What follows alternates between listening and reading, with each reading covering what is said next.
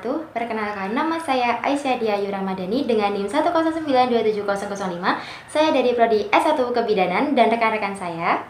Perkenalkan, nama saya Siti Mahfulatul Kisbia. Perkenalkan, nama saya Madel Berta Evangel Magio dengan NIM 1027025. Perkenalkan, nama saya Nanda Rosena Putri dari Prodi S1 Kebidanan dengan NIM 10927030. Saya Alvina Dulestari dengan NIM 109270006.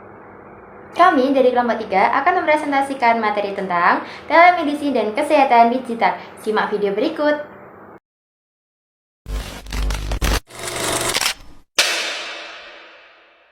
Yang pertama ada pengertian telemedicine dan juga kesehatan digital. Telemedicine adalah layanan kesehatan jarak jauh yang memanfaatkan teknologi komunikasi seperti video call atau aplikasi khusus untuk memungkinkan interaksi antara pasien dan tenaga medis tanpa harus bertemu secara langsung. Telemedicine mencakup konsultasi medis, diagnosis, pengobatan, hingga pemantauan kondisi pasien secara real time. Sedangkan kesehatan digital adalah penggunaan teknologi digital dan inovasi berbasis data untuk meningkatkan akses, efisiensi, kualitas, dan personalisasi layanan kesehatan. Ini mencakup telemedicine, aplikasi kesehatan, wearable device, AI, big data dalam analisis kesehatan, serta sistem informasi. Rumusan yang kedua yaitu ada jenis-jenis telemedicine. Yang pertama ada synchronous telemedicine, real time, yaitu layanan telemedicine yang terjadi secara langsung dan interaktif, seperti konsultasi video antara dokter dan pasien. Jenis ini sering digunakan untuk diagnosis, konsultasi medis, atau terapi. Yang kedua ada asynchronous telemedicine, store and forward. Informasi medis seperti rekam medis, foto, atau hasil tes dikumpulkan oleh pasien atau tenaga medis dan dikirimkan ke dokter untuk ditinjau kemudian. Tidak memerlukan interaksi waktu nyata. Yang ketiga ada remote patient monitoring, RPM, yaitu pemantauan kesehatan pasien dari jarak jauh melalui perangkat medis yang terhubung, seperti alat pemantauan tekanan darah atau glukosa. Data dikirimkan secara otomatis ke penyedia layanan kesehatan untuk analisis. Yang keempat ada mobile health, mHealth, yaitu penggunaan aplikasi atau perangkat seluler untuk mendukung layanan kesehatan seperti aplikasi pengingat obat, pelacak aktivitas fisik, atau informasi kesehatan. Yang kelima ada telepsychiatry, yaitu swimset telemedicine yang khusus untuk layanan kesehatan mental seperti konseling psikologis atau terapi melalui video call.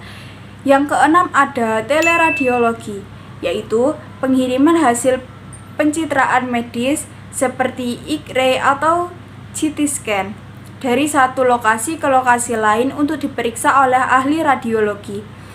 Yang terakhir ada telekardiologi, yaitu layanan telemedicine khusus untuk memantau dan menganalisis kesehatan jantung termasuk EKG dan pemantauan tekanan darah dari jarak jauh.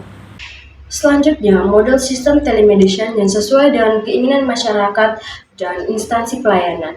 Yang pertama yaitu mudah diakses, mendukung berbagai perangkat seperti ponsel, tablet, komputer dengan antarmuka sederhana. Yang kedua yaitu integrasi data, terhubung dengan rekam medis dan elektronik atau RMA untuk kelancaran layanan. Yang ketiga ada real time dan fleksibel, mendukung konsultasi langsung atau video call dan asinkron seperti chat dan upload data. Yang keempat, keamanan dan privasi, melindungi data pasien sesuai dengan regulasi seperti GDPR atau HIPAA. Yang kelima, multidisiplin, melibatkan dokter umum dan spesialis dan layanan tambahan seperti apotek. Yang keenam, fitur pemantau, yaitu menyediakan pemantauan jarak jauh dengan perangkat medis atau kondisi kronis. Yang ketujuh, terjangkau, biaya yang sesuai dengan daya beli masyarakat. Yang kedelapan, dukungan 24 jam untuk memberikan layanan kepada siapa saja sesuai dengan kebutuhan pasien. Nah, yang pertama adalah platform teknologi. Platform teknologi berfungsi untuk mendukung web dan mobile iOS atau Android dengan akses mudah di perangkat yang berkapasitas rendah. Dan yang kedua adalah fitur utama. Fitur utama berfungsi untuk berkonsultasi real time seperti video atau chat, upload dokumen medis, e-prescription, dan pemantauan jarak jauh dengan wearable device.